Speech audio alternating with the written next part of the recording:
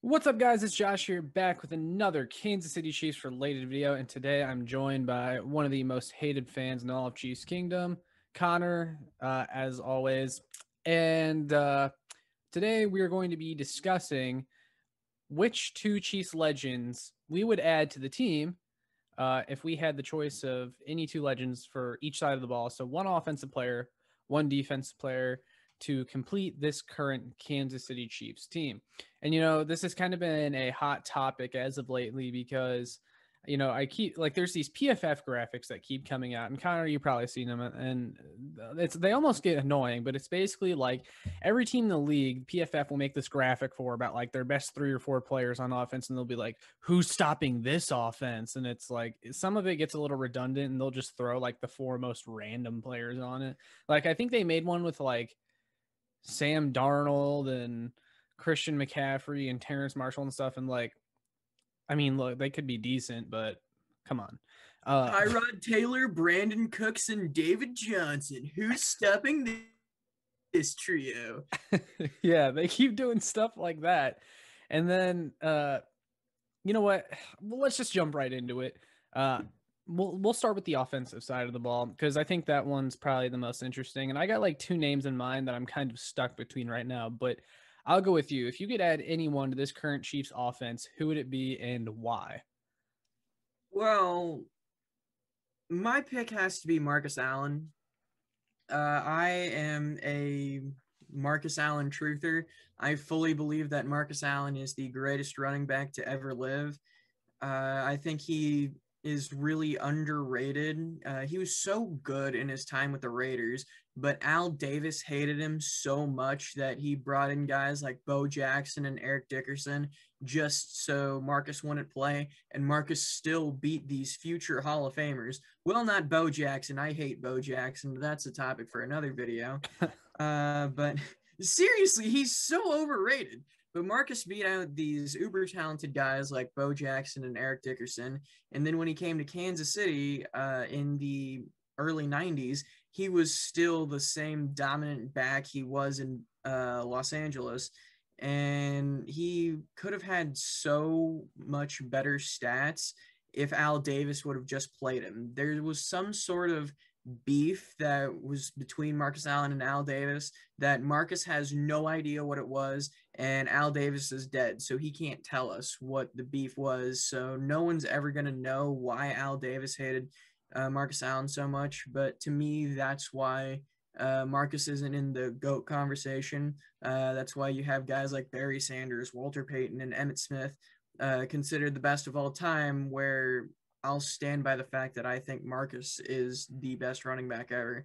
And if you add the best running back ever to this offense, where I've been very critical of Clyde Edwards-Helaire, I do not like him at all. And if you replace him with Marcus Allen, that really gives you a the definition of pick your poison, because now you have, in my opinion, the greatest tight end of all time, the fastest receiver of all time, potentially the greatest quarterback of all time, and now the greatest running back of all time on your offense with a revitalized offensive line, which I don't mean to sound like a total optimist or a homer here, but because I'm sitting here saying, oh, we have the greatest quarterback of all time, greatest tight end, but it's true. Yeah. And I'm going to kind of continue that with saying this is probably going to be one of the best offensive lines that we're going to have in franchise history, assuming everything goes as planned. That is an offense that is genuinely unstoppable. Yeah. I mean, when you think about it, the Chiefs have always had good running backs starting all the way back. I mean, Nigerian Nightmare, everyone likes him, Marcus Allen, Jamal Charles, Kareem Hunt, list goes on and on, even though Hunt didn't stick around for too long. But honestly, I'm kind of torn right now thinking about it. I'm really torn because you like Marcus Allen. He's like your favorite Chiefs running back. I got to go with Jamal Charles just because he was super efficient behind, some really, really bad offensive lines and just playing with really bad offenses too, where he was kind of the only guy. But That being said, I'm really torn between either Jamal Charles, because like you said, you don't really like Clyde. I'm critical of Clyde, but like I still think he's okay. Like he gets the job done and everything. Just running backs, they're a dime a dozen. That's just why I had a problem with that whole first round pick. But that being said, I really like Jamal Charles, and man, could you imagine that speed being added to this offense? But like I said, I'm torn with the concern at wide receiver too. And I like the Cornell Powell pickup. I like, you know, the additions that we've made to that receiver competition. But, Cornell Powell, like I want to temper expectations with him. And we do have a bunch of guys like McCole Hardman and Demarcus Robinson, Antonio Callaway, Byron Pringle, a lot of guys that are kind of all just like meh. Like I don't mean that in a bad way. Like they're all just kind of middling receivers. And that's fine in a way, because even though you don't have that true number two, you do have a bunch of guys that are really good, probably number threes or number fours, and a lot of them who are number fours or fives could be number threes in other teams and all that kind of stuff. But there's this kind of big hole at wide receiver too now. Now that Sammy Watkins left, and we could go on and on about how Sammy Watkins really isn't that big of a hole to fill because he never really played all that much, anyways. But there's no denying that when he was on the field, he would still, help out this offense. So that being said, I keep saying that being said, I need to come up with a new transition phrase, but I would really love to see a prime healthy Jeremy Maclin in this offense. That's an interesting choice. I figured it'd be like My guy Otis Dwayne Taylor. Bowe. Or no, you were talking about Dwayne Bowe earlier. I figured it was going to be more like I don't know, Otis Taylor, Joe Horn, Andre Rison, somebody like that. Mm-hmm. Wow, this team really hasn't had that many receivers, have we? No, not really. That's why I ended up going with Marcus Allen, because we've had so many great running backs. You think there's really no wrong answer when you say who's the best Chiefs running back of all time, because like younger people like us are going to say Jamal Charles, a little bit older people are going to say Priest Holmes, older people than that are going to say Marcus Allen or Christian Okoye. Some really old heads who were around for it might say Joe Delaney. There's been a lot of good running backs in this team's history, but there really hasn't been that many great receivers. Like I said, Otis Taylor, but he was really old. Andre Rison bounced around a bunch of teams. He's not really known for being a Chief, but he was still good here. Joe Horn, more known for being a Saint, but he was a Chief at one point. So it's just there's just really no really right or wrong answer here. One thing that I would, even though I hate him, a way that you could look at it is you could say Tony Gonzalez and play Travis Kelce at slot receiver. Could you imagine? Like that's probably, if you're trying to improve the passing game with this pick, that's probably the smartest move. Dude, I didn't even really think of that, to be honest, because I've almost kind of disowned Tony Gonzalez from the Chiefs in my mind. I think a lot of people have too. They hated that thing that he said about us a few years back. But yeah, I mean, a lot of people will be inclined just to pick like the best possible offensive player. Like you might have some people that are like, Brian Waters or someone like that. Like, but I'm just like, because it's such a random player. I know, but like a lot of people are gonna like pick legends, like people who are really good. Just to add them to this offense, because Jeremy Maclin, when you're naming like some of the top offensive Chiefs of all time, Jeremy Maclin isn't really on that list, especially since he wasn't here all that long. But I'm kind of looking at it as like, what is this offense missing, and who is someone that played on the Chiefs offense in the past that would just really make this complete? And to me, that's Jeremy Maclin. He's the perfect X receiver as well. And when he was healthy, he was dynamic. And being Mizzou fans, we would also love that. And Jeremy Maclin was the most explosive receiver to come out of the University of Missouri. But another reason I would love to see it is because Jeremy Maclin never got to play with Patrick Mahomes. He was cut, I believe, the same year that we drafted him. But Tyreek Hill, he was really good mentor to Tyreek Hill when he was here too. And I would love him, a prime healthy Jeremy Maclin in this offense. Really, when you're looking at it, that would mean we have zero holes on the offense. Offensive line is set. You got the greatest tight end, got the greatest quarterback.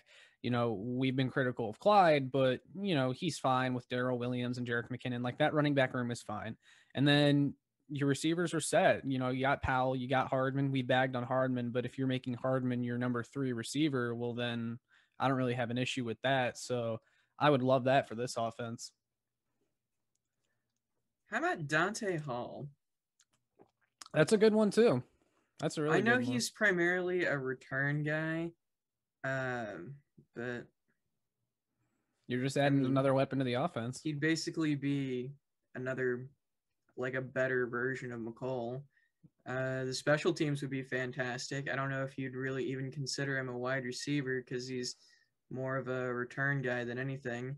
He only has 9 career receiving touchdowns. But I mean, I guess I would consider him offense because I'm not going to say, oh, best special teams player. Yeah, you could add the human joystick to go back there and return kicks so that we don't have crappy field position because of McColl, and Tyreek can be focused on the offense. Absolutely. So transitioning over to the defensive side of the ball, I guess the answer should be unanimous, I guess. Phillip Gaines. No, not Phillip Gaines. Please, God, no. Worst cornerback I've ever seen. Single-handedly lost us like six games, dude. Like, there was the Antonio Brown helmet game. There was the Giants game, the one that you went to that you left in an ambulance. And then there was what was the other one that the Broncos game. We ended up winning that one, but his like controller died in the middle of the play. God, I hate Phillip Gaines, dude.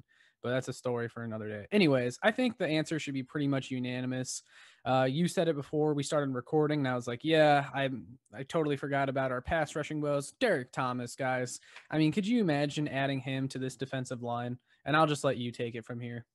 Well, yeah, Derek Thomas is well, if Lawrence Taylor wasn't on cocaine, Derek Thomas would be considered the greatest pass rusher of all time. The dude had a tremendous first step, and just going back and watching his old film, he is one of the most dominant players I've ever seen. Think like if prime Von Miller was even better, and I don't even think DT reached his full potential because he would always half-ass it in practice, and his career was cut short because he got in a car crash and tragically lost his life.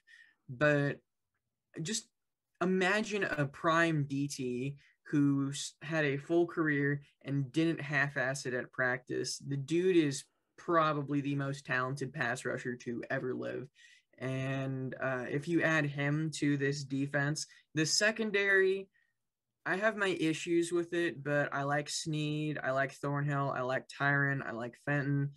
I like everyone except Ward. Let's not beat around the bush. I don't like Ward. I like everyone else. I guess I could say I want, like, I don't know, Gary Green to replace Ward or something.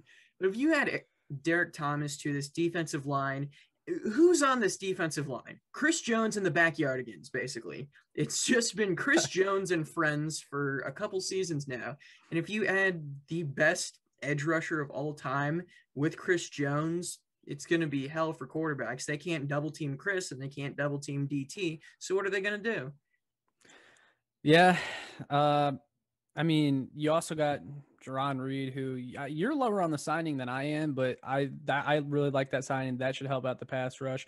And if he's like, well, Clark would probably be your worst starter on the defensive line, but I feel like that kind of goes without saying. Yeah, I mean, this move would be to supplement for the lack of production from Clark, essentially. And we've talked about wanting to add a veteran pass rusher and how the pass rush was pretty weak last year, despite all the money we've invested in it. But man, Derek Thomas, like we would be looking at like 60 total sacks for the entire team, like a season like that, like 2018. 30 by Derek, 30 by Chris. No one else is doing anything. Jarran Reed 1, Frank Clark 0. Jarran Reed with like half and Taco Charlton with like 1.5 off rotation. Yeah, but I mean, that would be an awesome move. And you mentioned it like the secondary, like that's what I was thinking of at first, like, oh, maybe like a Duran Cherry or something like that, to really complete the secondary, especially since I have concerns with corner. I think our linebackers are okay. I mean, you could maybe add like DJ or something like that, even though we already have like two guys that can play middle linebacker. But I mean, DT is kind of a no-brainer just because there's a need there, and DT was so good that even though maybe cornerback or something like that, maybe some fans consider those bigger positions of need, but DT is just so good that you couldn't pass him up in the scenario if you were offered him back. Well, yeah, if you have a great pass rush, it makes your secondary look better because they have to cover for less time, and the balls being thrown their way likely aren't as good because they're hurried, maybe they're hit. So yeah, having a great pass rush is going to help your corner woes. And I don't even think our corner woes are that bad. It's just Ward. So if Ward doesn't play, we're good. Yeah.